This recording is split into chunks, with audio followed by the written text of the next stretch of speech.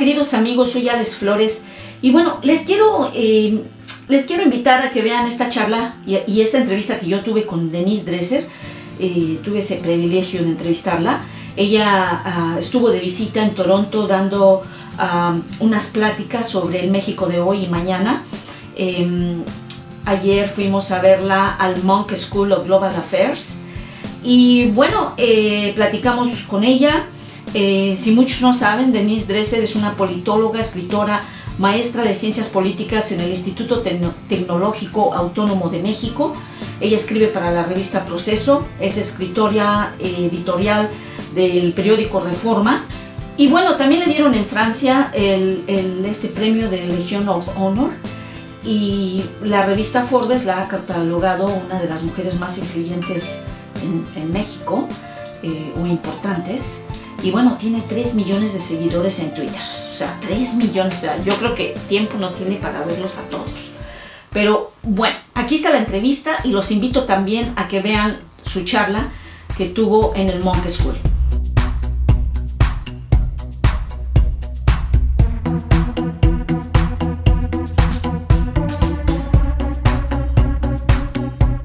Hoy vas a hablar del México de hoy y del mañana. Y yo te puedo decir que cuando yo tenía 5 años, estaba con mis hermanos aventándoles piedras a los policías del 68. Y en ese momento para mí era el México de hoy. El México del mañana es ahorita también.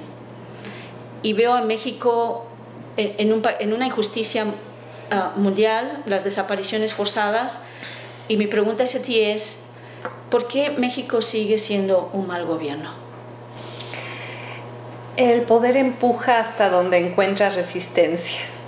Y en México ha faltado resistencia por parte de la ciudadanía organizada, educada, consciente de sus derechos. Los mexicanos se han acostumbrado al mal gobierno, sienten que no tienen alternativa, sienten a veces incluso que se lo merecen. No entienden que el buen gobierno se construye vía buenos ciudadanos, no hay de otra. Los miembros de la clase política mexicana se comportan como lo hacen, de manera impune, de manera arbitraria, de manera corrupta, porque pueden, porque no hay sanción. Y la sanción solo va a venir si hay presión desde abajo y presión desde afuera. Porque hoy el gobierno de México no tiene un solo incentivo para cambiar cómo se comporta, porque es una situación ideal. Un gobierno que vive de el ingreso del petróleo, que vive de los impuestos y que no rinde cuentas. Carretadas de dinero público, cero rendición de cuentas. Eso es lo que caracteriza esencialmente al gobierno mexicano hoy. Y eso ha prevalecido durante muchos años, a pesar de la alternancia electoral, a pesar de que el PAN llegó al poder, porque la oposición se ha priizado en los últimos años, ha mimetizado lo peor del PRI y vive en esta situación cómoda en donde tiene acceso a bienes públicos, al presupuesto, a los privilegios del poder y no tiene que rendirle cuentas a esa ciudadanía a la cual exprime e ignora. Ese sería mi diagnóstico. ¿Y cuál es la imagen que ahora tiene el México de hoy después de la visita de Trump? ¿Y cuál sería la del mañana? La visita de Trump fue un gran error por parte del gobierno de Enrique Peña Nieto, pensando que así iban a calmar a los mercados, que iban a iniciar un diálogo, que quizá iban a convencer a Donald Trump, sin hacer un cálculo de lo que implicaba su visita, las implicaciones que tendría para la relación con Hillary Clinton, qué iba a suceder después. Creo que lo invitaron pensando que no iba a aceptar.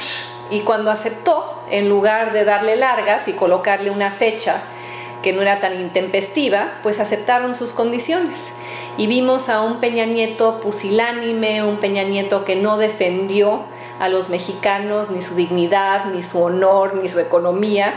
Vimos a un Peña Nieto parado ahí junto a Donald Trump en uno de los peores momentos de la diplomacia y la política exterior mexicana, escuchando cómo decía que iba a seguir adelante con la idea del muro. Y solo 6 horas después Donald Trump voló a Arizona y dio un discurso sobre su política migratoria, el más racista y xenófobo que le he escuchado.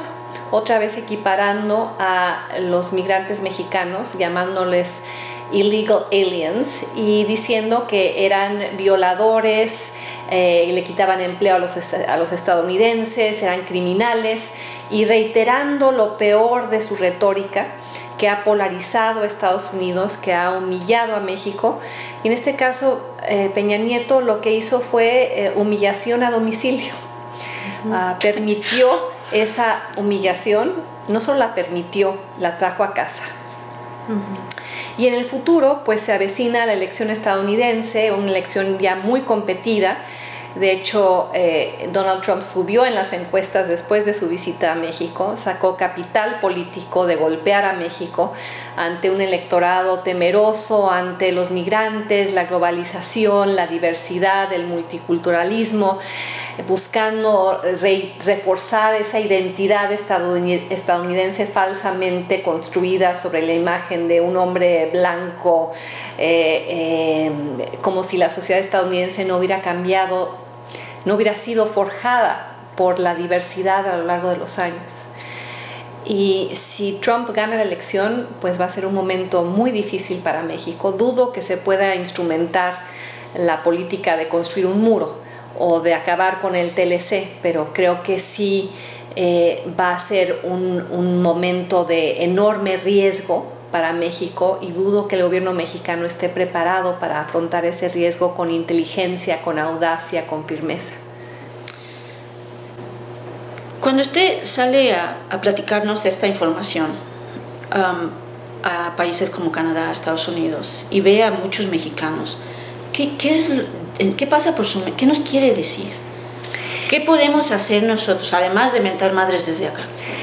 Seguir mentando madres, porque así se construye ciudadanía. Hay quienes creen que la protesta o la exigencia equivale a la inestabilidad, cuando históricamente, y lo voy a decir esta tarde en mi conferencia, los grandes cambios sociales provienen de los inconformes. Pero les diría, no solo mienten madres, les diría organícense.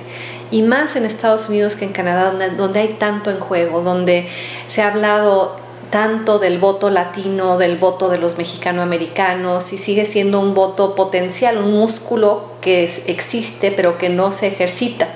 Y ojalá muchos latinos salgan a votar en contra de Donald Trump, porque si no los van a deportar o a sus familiares, o va a ir construyendo esta narrativa de que solo los estadounidenses blancos y cristianos son merecedores de los beneficios de la ciudadanía en un país al cual han contribuido tanto.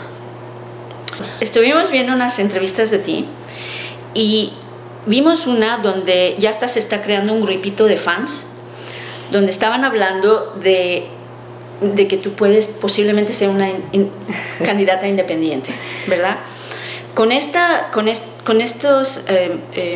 México tiene un feminicidio muy alto, tiene desapariciones forzadas. Aquí hay gente de familias que han desaparecido sus familiares en México.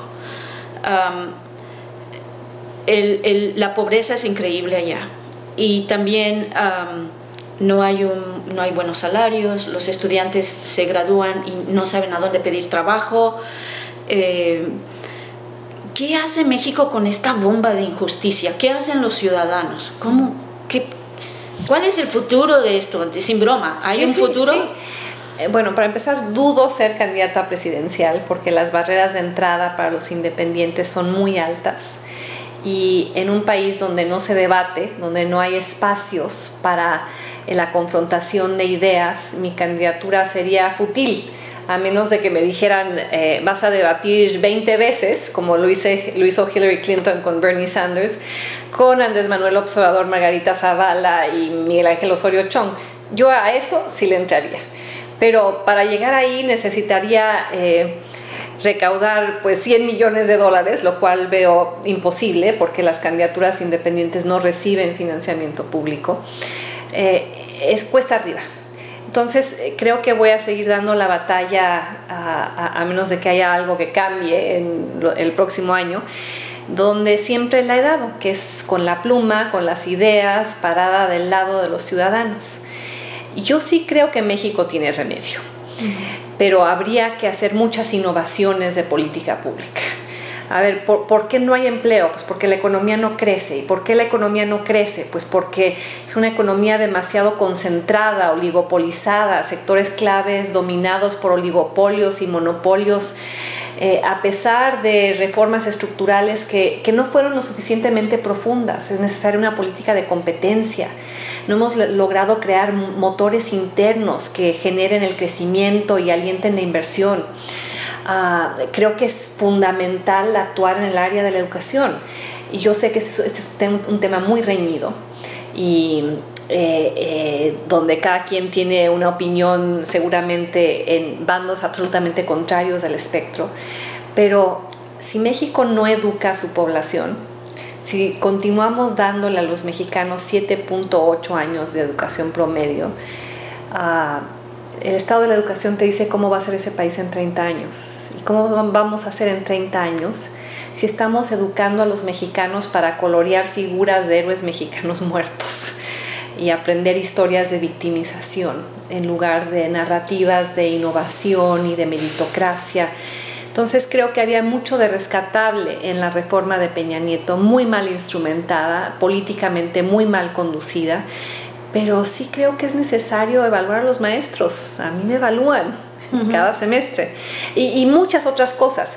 Una reforma incompleta porque se evaluaba a los maestros, pero no se invertía en infraestructura. Y también comprendo la desazón de maestros en escuelas rurales, en Guerrero, donde dicen, ¿cómo voy a ser evaluado si en esta escuela no hay piso de cemento ni agua potable?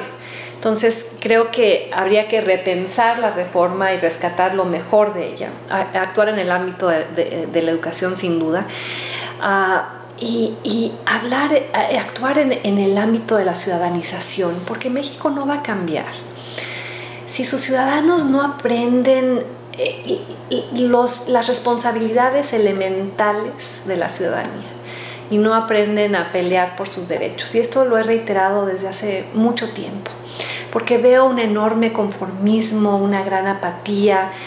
Para ustedes es distinto, porque ya salieron, están acá, ven a ciudadanos participativos, ven a una prensa libre, ven pesos y contrapesos.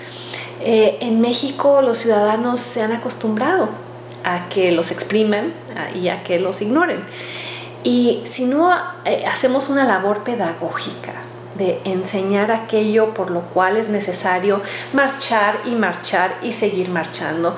Sino, por ejemplo, hay países como Guatemala que las movilizaciones masivas junto con procuradores independientes han sacado a presidentes del poder y han enjuiciado a otros.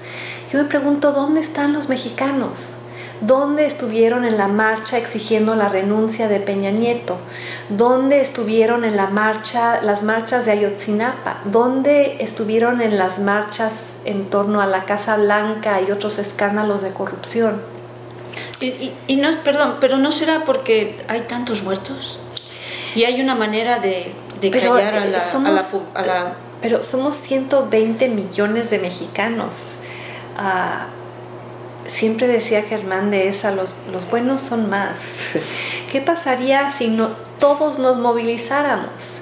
Las amenazas de muerte que yo y otros recibimos pues serían mucho más difíciles de llevar a cabo o incluso tener incidencia, porque no hay transformación social, no la ha habido en la historia de la humanidad sin violencia. El movimiento por los derechos civiles en Estados Unidos trajo consigo también muchos muertos y heridos y encarcelados. Se requiere moral courage, valor moral, valor cívico que aún está ausente en México, y el reconocimiento de que los ciudadanos no sabemos cómo organizarnos, no sabemos cómo cabildear, no sabemos crear costos políticos para legisladores que votan en contra nuestra o aprueban legislación que nos afecta.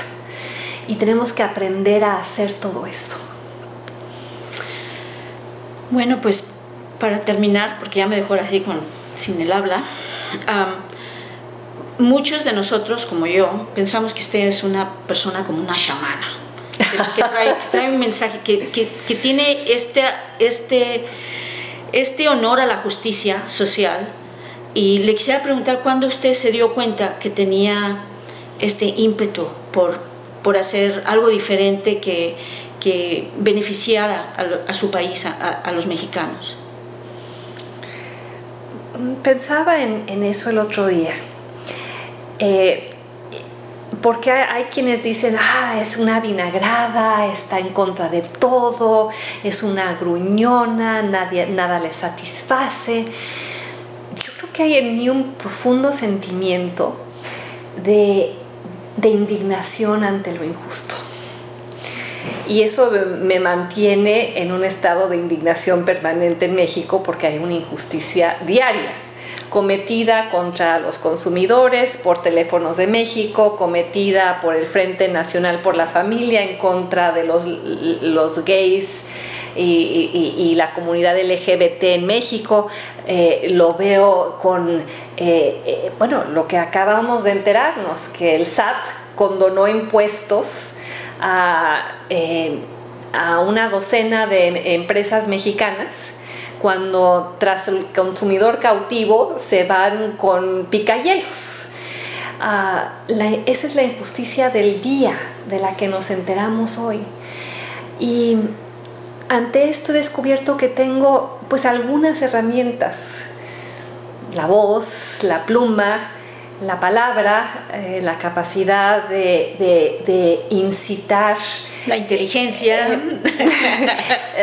la capacidad de incitar un sentido de responsabilidad por el país que muchos han abandonado. Llevo años diciéndolo: México es el país de uno, pero muchos lo tratan como si fuera un carro rentado. No lo llevan al taller, no lo lavan, no lo enceran, no lo cuidan, porque nadie nunca ha lavado un carro rentado. Y si no nos apropiamos de él, y convoco a quienes me están viendo a formar parte de ese ejército de rescate de un país secuestrado. Y cuando me preguntan, bueno, es que ¿yo qué puedo hacer? Pues salgan a la calle, ahí hay una causa, siempre hay una causa. Está la causa Vamos por Más, ONGs que dicen, bueno, ya logramos la ley 3 de 3, que al mínimo quienes ocupan un puesto público tengan que presentar su declaración patrimonial, su declaración de impuestos y su declaración de conflicto de interés. Ahora hay que vigilar las designaciones del fiscal anticorrupción, del grupo de ciudadanos que van a vigilar el Sistema Nacional Anticorrupción.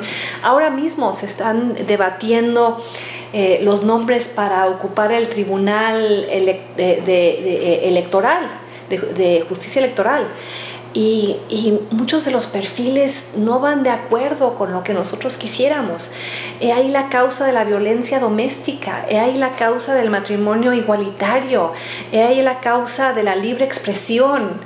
Para quien no sepa qué hacer por México, que se ponga a saltar en un solo pie y algo se le ocurrirá. Una forma de contribuir con su tiempo, con su dinero, con su energía. Lo que ya no podemos seguir haciendo es seguir subcontratando el destino del país a élites impunes de todos los partidos. Por eso mi apuesta ya no es a aconsejar a los partidos políticos. Yo pensaba que esa era la apuesta que teníamos que hacer después del año 2000, después de la transición. Pero al ver lo que hicieron Vicente Fox y Felipe Calderón con la transición democrática que les tocó, al ver que el PRI regresó al poder, al ver que Morena es una reedición de viejas prácticas clientelares y corporativas, y que Andrés Manuel López Obrador ya dijo que los derechos de las mujeres y las minorías sexuales no son importantes, yo he perdido fe en los partidos. La fe que tengo está en mis alumnos, está en periodistas, está en investigadores, está en organizaciones de la sociedad civil, está en personas como tú, preocupadas, encendidas, comprometidas. Ese es el ejército que México necesita, no el que está allá afuera el que está violando y maltratando y corrompiéndose y librando la guerra contra las drogas. El ejército que México necesita es el ejército de sus ciudadanos. Denise, muchas gracias. Espero que puedan ver nuestros ciudadanos aquí mexicanos, que tenemos muchos. Espero puedan ver este capítulo, pero lo que sí sabemos es que estamos siempre al pendiente de México y tratamos de hacer lo que nos corresponde hacer de aquí para allá. Y eso no es insignificante, eso tiene un gran valor. Malcolm Gladwell escribió en The Tipping Point que uno nunca sabe cuándo va a llegar ese momento en que el arco moral del universo se dobla hacia la justicia. Pero si no empezamos a empujarlo, va a tardar muchos más años en doblarse hacia un buen lugar. Así es. Muchas gracias. No, gracias a ustedes por el interés y por la entrevista.